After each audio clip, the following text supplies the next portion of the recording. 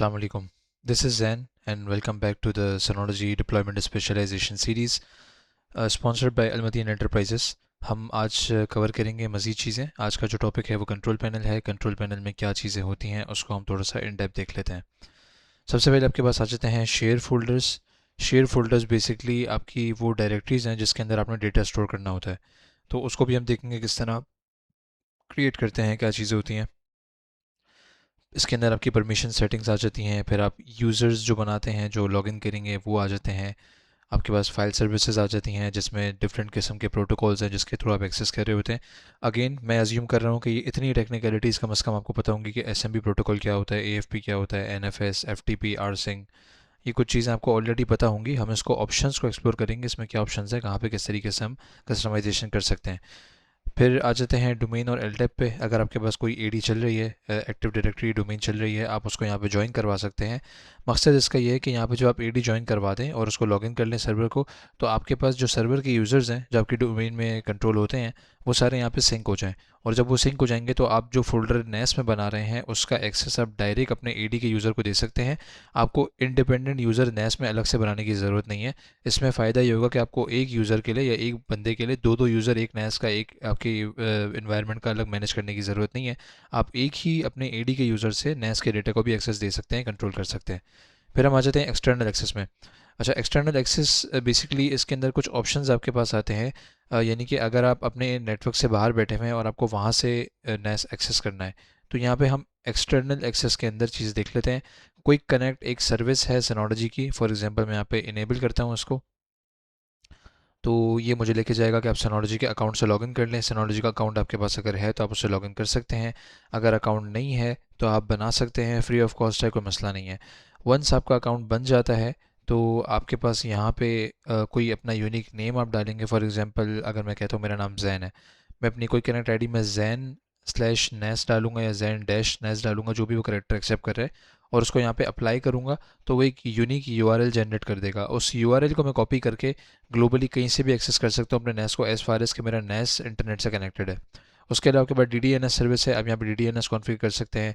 Router configuration है. अगर आपके पास U P N P mode router पे इनेबल है तो आप यहीं से सर्टेन पोर्ट फॉरवर्डिंग के रूल्स यहीं से पुश करवा सकते हैं राउटर पे. आपको अलग से राउटर लॉगिन करके उसमें पोर्ट फॉरवर्डिंग कॉन्फ़िगर करने की ज़रूरत नहीं है. अगर आप इस तरह की चीज़ कॉन्फ़िगर कर सकते हैं तो it can be done right out your ness. फिर एडवांस के अंदर हमारे पास पोर्ट्स हैं. आप यहाँ से अपने नेस का डिफ़ॉल्ट पोर्ट चेंज कर सकते हैं. जैसे आप देख रहे हैं अभी आईपी के आगे 5000 आ रहा है, तो मैं इसको डिफ़ॉल्ट को चेंज करके 7000 कर सकता हूँ. जो भी मुझे मुनासिब लग रहा है मैं वो कर सकता हूँ. अब आ जाते हैं नेटवर्क पे. नेटवर्क पे आपके पास जनरल कॉन्फ़िगरेशन नज़र आ रही हैं, कुछ एडवांस सेटिंग्स हैं.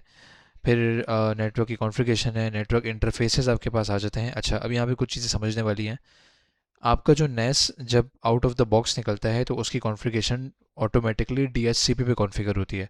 यानी कि उसकी कोई मैनुअल आईपी नहीं होती. आपके नेटवर्क से जो आईपी उसको मिल जाएगी वो उसको असाइन हो सकती है और उस पर वो लॉगिन हो जाएगा. जैसे कि अभी यहाँ पे इसकी डीएचसीपी से आईपी 150 मिली हुई है. हम इसको क्या करते हैं, हम इसको स्टैटिक कर देते हैं. यानी कि मैं इसको 192.168.100.1 इसको हम कर लेते हैं .210. ठीक है, सबनेट मेरा ये रहेगा, गेटवे मेरा ये है, डीएनएस ओके. ठीक है, ओके. अच्छा, अभी अप्लाई कर रहा है. अप्लाई करके जब हम रीडायरेक्ट होंगे, जैसे कि अभी अप्लाई सेटिंग में चला गया है, थोड़ी देर बाद या तो ये खुद आपको 210 पे अपडेट कर देगा, रिफ़्रेश कर देगा पेज को, या फिर हम दूसरे टैब में जाके 210 सर्च कर सकते हैं जब ये पेज आपका इनएक्सेसिबल हो जाएगा. तो इस तरीके से अपने नेटवर्क को अब आप देखेंगे आपके सामने वो ऑटोमेटिक रीडायरेक्ट हो गया है. मेरे पास अभी स्क्रीन आ जाएगी और उसके अंदर मेरे पास जो न्यू आईपी है वो 210 जो कि मैंने स्टैटिक करी थी. हम चले जाते हैं अगेन नेटवर्क में. यहाँ पे नेटवर्क इंटरफेस में अब आप देख रहे हैं मेरे पास डीएचसीपी से स्टैटिक हो गई है और वो 210 उसकी आईपी असाइन हो गई है. अच्छा, उसके बाद फिर मेरे पास ट्रैफिक कंट्रोल है. ट्रैफिक कंट्रोल जो है वो हम कस्टमाइज़ कर सकते हैं, स्टैटिक राउट कॉन्फ़िगर कर सकते हैं. कनेक्टिविटी जो है वो उसके अंदर आपके पास कुछ ऑप्शंस हैं वो आप एक्सप्लोर कर सकते हैं. अच्छा, एक चीज़ उसमें रह गई है वो ये कि आप एट अ टाइम अगर आपके पास ट्रैफिक ज़्यादा है और फॉर एग्जांपल आपके पास कनेक्शन है 1 गीग का, यानी कि 1000 Mbps का, और ट्रैफिक आपके पास ज़्यादा है, तो आप दोनों पोर्ट्स को एक ही स्विच से कनेक्ट करके और आपस में यहाँ पे बॉन्ड बना सकते हैं. मैं अगर इसको बॉन्ड बना दूंगा एडेप्टिव लोड बैलेंसिंग का, तो वो एक ही सिंगल आईपी पे दोनों नए लैंस को मेरे मर्ज कर देगा। अभी आप देख रहे हैं मेरा एक कनेक्टेड है, दूसरा खाली है, मैंने कनेक्ट नहीं किया हुआ। अगर वो भी कनेक्ट होगा तो यहाँ पे ये दोनों 1000 Mbps फुल डुप्लेक्स, इसके आगे यहाँ पे मैं इनका एक बॉन्ड बना सकता हूँ, सिंगल आईपी पे दोनों मर्ज हो जाएंगे और ट्रैफिक मेरा बैलेंस हो जाएगा। तो ये एक अच्छा फीचर है जो कि आप यूटिलाइज़ कर सकते हैं, ये बहुत काम की चीज़ है। सिक्योरिटी के अंदर आ जाते हैं तो यहाँ पे हमारे पास कुछ ऑप्शंस हैं। Protection against cross site request, forgery attacks, ये कुछ नॉर्मल साइबर अटैक्स हैं जो कि होते हैं यूजुअली जब आप वेब पे काम कर रहे होते हैं, कोई सर्वर एक्सेस कर रहे होते हैं क्लाउड वगैरह का, एक्सक्यूज़ मी। तो उसके लिए इन्होंने ये कुछ ऑप्शंस दिए हुए हैं सिक्योरिटी के, आप मजीद इसमें कस्टमाइजेशन कर सकते हैं। सर्टेन वेबसाइट हैं जो आप अलाउ कर सकते हैं, सर्टेन वेबसाइट्स हैं जो आप रिस्ट्रिक्ट कर सकते हैं। अच्छा, अकाउंट के अंदर हम चले जाते हैं, ये सिनर्जी का अकाउंट है, यहाँ पे आप टू फैक्टर ऑथेंटिकेशन इनेबल कर सकते हैं अपने नेस के लिए। फायरवॉल है, इनेबल फायरवॉल हम करते हैं तो सर्टेन पोर्ट्स हम ब्लॉक कर सकते हैं, कस्टम कुछ प्रोफाइल बना सकते हैं, वो चीज़ें हो सकती हैं। फिर प्रोटेक्शन पे आ जाते हैं। आपके पास अगर इम्प्रॉपर लॉगिन करने की कोशिश की जाती है और with in 5 minutes 10 incorrect login attempts होते हैं तो वो आईपी ब्लॉक हो जाएगी। फिर आप यहाँ पे अलाउ और ब्लॉक लिस्ट में जाके मजीद कंट्रोल कर सकते हैं। वो इनेबल हुआ हुआ है, सर्टिफिकेट है, आपके वेब सर्टिफिकेट हैं, सिनोलॉजी का भी ऑलरेडी इसमें अटैच हुआ हुआ है। कुछ एडवांस चीज़ें हैं, इनेबल HTTP कंप्रेशन है, मॉडर्न कंपेटिबिलिटी, इंटरमीडिएट, फिर ओल्ड बैकवर्ड कंपेटिबिलिटी। ये कंपेटिबिलिटी आप सेट कर सकते हैं। मेरे ख्याल है अगर इंटरमीडिएट है तो मुनासिब है, अगर मजीद आपने सिक्योर करना है तो मॉडर्न कंपेटिबिलिटी पे इसको सेट कर सकते हैं।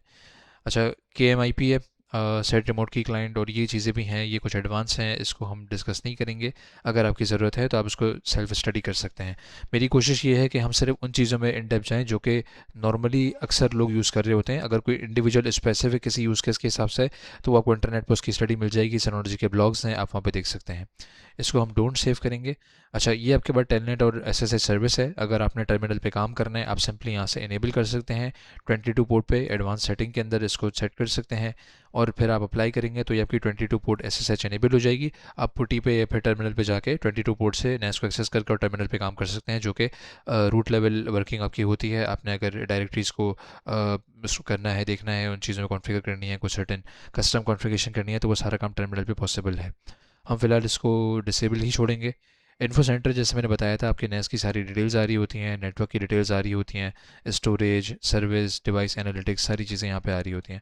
लॉगिन पोर्टल्स हैं, आप इनको कस्टमाइज़ कर सकते हैं, एडिट करके वॉलपेपर चेंज करना है, नाम चेंज करना है, कुछ फर्दर कस्टम डिटेल्स ऐड करनी है। मैं एक नज़र दिखा भी देता हूँ। लॉगिन पेज टाइटल आपने कुछ देना है, बैकग्राउंड लोगो अपना अपना लगाना है, कुछ चीज़ें हैं वो सब यहाँ पे किया जा सकता है।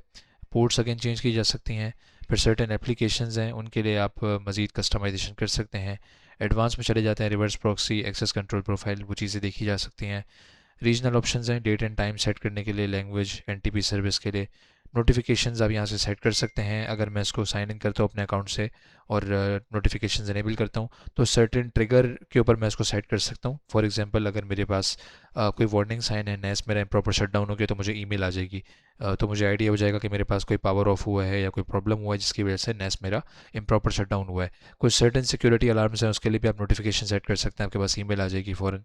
फिर हार्डवेयर एंड पावर में जाते हैं तो यहाँ पे हम अपनी सेटिंग कर सकते हैं कि अगर मेरे पास नेस इम्प्रॉपर शटडाउन हुआ है और मेरे पास दोबारा पावर रिकवर होती है तो नेस रीस्टार्ट हो जाए ऑटोमेटिकली, मुझे जाके बटन दबाने की ज़रूरत ना पड़े दोबारा स्टार्ट करने के लिए। तो वो चीज़ें हो सकती हैं। पावर शेड्यूल में कर सकता हूँ, इस पर्टिकुलर टाइम पे नेस ने ऑफ हो जाना है, इस पे ऑन हो जाना है।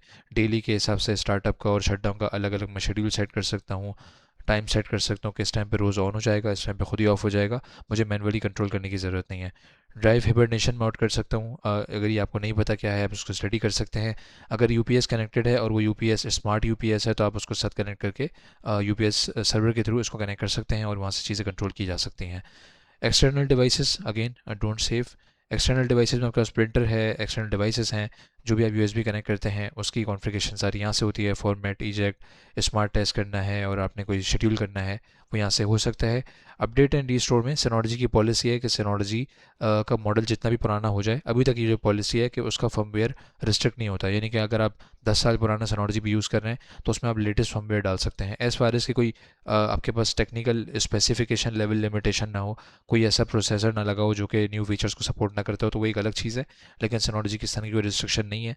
लोग 8-10 साल पुराने नेस में भी 7.4 जो उनका लेटेस्ट DSM है वो यूज़ कर रहे होते हैं। कॉन्फ़िगरेशन बैकअप है, जो भी आपकी नेस की इतनी सारी कस्टमाइज़ कॉन्फ़िगरेशन है, आप उसको बार बार आपको ना करनी पड़े। अगर कोई आप नेस चेंज करते हैं, कोई अल्लाह ना करे कोई अगर मिसहैप हो जाता है, तो आप उसको यहाँ से बैकअप कर सकते हैं।